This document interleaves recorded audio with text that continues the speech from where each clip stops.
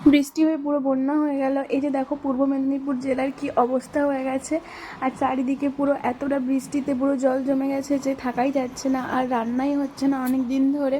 উনুনে জল জমে গেছে আর বাড়িতে গ্যাসও নেই, যার জন্য অনেক কষ্টের মধ্যে থাকতে হচ্ছে। এই যে দিদাটা খুব কষ্টের মধ্যে আছে, তোমরা না দেখলে বুঝতে পারবে না, তাই জন্য অনুরোধ রইল পুরো ভিডিওটা দেখো।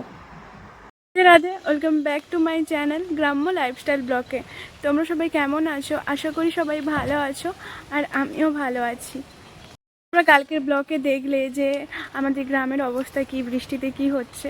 তো চলো আজকেরও দেখাই। কালকের থেকে আজকের অবস্থা আরও খারাপ হয়ে গেছে। বেশি না দেরি করে যাওয়া যাক।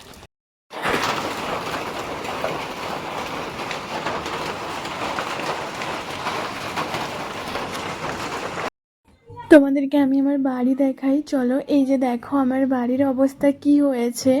এই যে দেখো তোমরা, এতটা কাদা হয়ে গেছে, মানে পুরো বাড়িতে জল উঠে গেছে। আর এই যে দেওয়ালটা দেখো, দেওয়ালটার পার্থক্য বুঝতে পারবে। এই দেখো ওপরটা পুরো দেওয়ালটা শুকনো মাটি আর হাফ থেকে ভেজা মাটি, মানে তোমরা বুঝতে পারছো জল পুরো দেওয়ালেই উঠে গেছে। মানে দেওয়াল জলটা চুঁচে নিয়েছে, যার জন্য এতটা পরিমাণে কাদা হয়ে গেছে। যে দেখো হাতের টিপ দিয়ে দিলে হাতও ঢুকে যাচ্ছে। আর এই যে দেখো আমাদের তলার অবস্থা কী হয়েছে। আমরা যেখানে চলাফেরা করি, এই যে দেখলে তোমরা হাত দিয়ে মানে কতটা পরিমাণ কাদা হয়ে গেছে। আর বর্ষাকালে তো এমনই হয় আমাদের বাড়িতে, যেহেতু আমার বাড়িটা একটু নিচু বাস্তু, তো ভরাট করা নেই, আর ভরাট করা এখন সম্ভবও নয়। এই যে দেখো তোমরা দেওয়ালের পার্থক্য তোমরা বুঝতে পারবে। চলো ঘরের অবস্থা কি হয়েছে তোমরা দেখো, তোমরা না দেখলে বুঝতে পারবে না। মানে পুরো ঘরে আমাদের জল পড়ে। এই যে দেখো কারেন্ট নেই, তো আমি ইমার্জেন্সি নিয়েই তোমাদেরকে দেখাচ্ছি। এই যে দেখো চারিদিকে বালতি পাতা আছে। তারপরে এই যে ওপর দেখো তোমরা, আমরা সাবান দিয়ে জল আটকানোর চেষ্টা করি, তাও থাকে না। এই যে দেখো তোমরা ভেজা ভেজা আছে, জল পড়ে এই দিক দিয়ে। বালতি পাতা আছে, তোমরা দেখলে মানে এটা হচ্ছে কাপড় কাচা সাবান দিয়ে আমরা আটকে রাখার চেষ্টা করি। সব সময় থাকে না, কিছুদিন পরে খসে খসে পড়ে যায়। এই যে দেখো খসে পড়ে গেছে নিচে, দেখো তোমরা এইরকমই হয় জল পড়ে পড়ে। এই যে দেখো তোমরা দেখো জল বুঝতে পারবে, জল পড়েছে এইরকমই অবস্থা হয়। ঠিক আছে চলো তোমরা বাইরের অবস্থা দেখো। আর এই যে দেখো এই দিকটা একটা মামিমার বাড়িতে কি কতটা পরিমাণ জল উঠে গেছে এবং জমেও গেছে। এই যে দেখো ওই যে একটা কল, মানে কলের হাফ অবধি জল হয়ে গেছে, তাহলে জলটা নেবে কিভাবে? এরকম যদি চলতে থাকে আরও অনেক দিন এইরকমই হবে বলছে। তার মধ্যে জানি না, ওই যে একটা বাড়ি দেখো কতটা পরিমাণ বৃষ্টি হয়েছে, যা মনে হচ্ছে বাড়ির দেওয়াল তো ভেঙে পড়েই যাবে। কি করব, কিছু করার নেই, তোমরাই বলো। এতটা বৃষ্টি হলে আর কি করা যাবে। এই যে দেখো পুকুর সব ডুবে ডুবে শেষ হয়ে গেছে, মাছ বেরিয়ে যাচ্ছে। আর অনেকের বাড়িতে গ্যাস নেই, উনুনে রান্না, তারা খেতে পাচ্ছে না, মানে শুকনো খাবারই খেতে হচ্ছে, তাদের অনেক অনেক কষ্ট হচ্ছে। এই যে বাড়িটাতে দেখছো, এই বাড়িটাতে গ্যাস নেই, তো দিদান, এই বাড়িটাতে দিদান আজ মানে এখনও অবধি যতদিন বৃষ্টি হয়েছে মানে ভাত খায়নি, কারণ উনুন নেই। সরি উনুন না, গ্যাস নেই, তাই জন্য। যাই হোক তোমরা এই যে দেখো চারিদিকটা তোমরা দেখো কতটা পরিমাণ জল জমে গেছে। আর এই যে দেখো মুগরিও বসানো আছে মাছ ধরার জন্য। সব মাছ তো বেরিয়ে বেরিয়ে চলে যাচ্ছে, তাই জন্য মুগরি বসিয়েছে। তো এদের বাড়িতে মুগরি বসে অনেকগুলো মাছও ধরেছে, তো তোমাদের মাছগুলোও দেখাবো।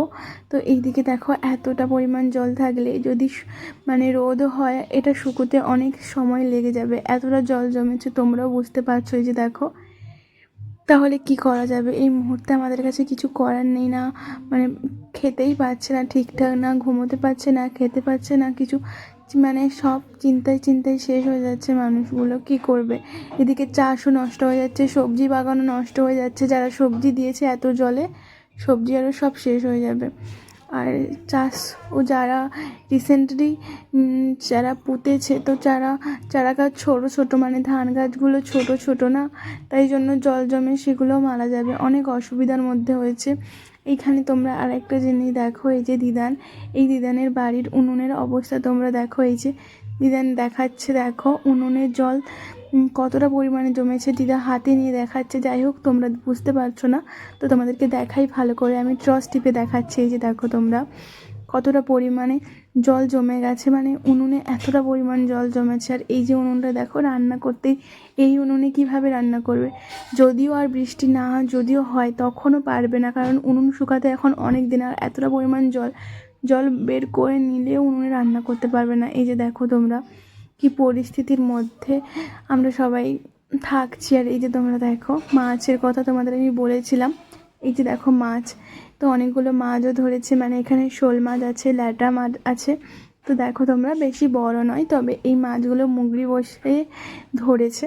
তবে দেখো তোমরা ভালো করে লক্ষ্য করো, আর দেখাও যাচ্ছে স্পষ্ট এই মাছগুলো ধরেছে। 3টা মাছ ধরেছে, বললো নাকি আরও অনেক মাছ বেরিয়ে গেছে পুকুর থেকে, এই আরও বড় বড় শোল মাছ বেরিয়ে গেছে। যাই হোক, এই কয়েকটা ধরেছে তোমরা দেখো। আর এগুলোর সাইজটাও এতটা বড় নয়, তবে ধরেছে বলতে এগুলো ছোট ছোট, তোমরা দেখো বুঝতে পারবে। আর দিদানের মুখ থেকে শোনো দিদান কি বলছে। রান্না করবে কোথায়? এটা জান কি করে? তাহলে কাল থেকে কি খাওয়া হয়েছে? কালকে ভোকে বসে আছি, মানে খাওয়া কিছু হয়নি? না দুপুর বাজে রান্না করছি।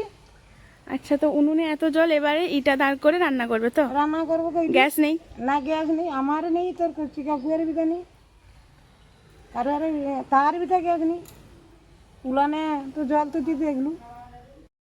তোমরা দেখলে যে দিদানটা কতটা অসহায়ভাবে বলল যে কাল থেকে কিছু খায়নি অবধি, মানে দুপুরে রান্না করেছিল কালকে, সেই দুপুরেই খাওয়া, আর রাতে খাওয়া হয়নি। আর শুকনো খাবার তো আমাদের চলে না, সত্যি বলতে বাঙালিরা শুকনো খাবার বেশি খেতে পারে না, বা বাঙালিরা ভাত ছাড়া আর অন্য খাবারে অভ্যস্ত নয়। আর গ্রামের মানুষ 3 বেলায় ভাত খায়। তো যখন রাত থেকে শুরু করে আজ এখন বাজলো 12টা মতন, এখনও অবধি কিছু খায়নি, মানে শুকনো খাবার খেতে হবে। বললো দোকানে যাবে, দোকানে গিয়ে কিছু নিয়ে এসে তারপরে খাবে। তো তোমরা দেখলে কতটা বয়স হয়ে গেছে, আর এইভাবে আছে, মানে খুব খুব কষ্টর মধ্যে আছে। তোমরা একটু সাপোর্ট করো প্লিজ, যাতে সবাই জানতে পারে এবং দেখতে পারে। আর এতটা আমাদের এই পূর্ব মেদিনীপুর জেলায়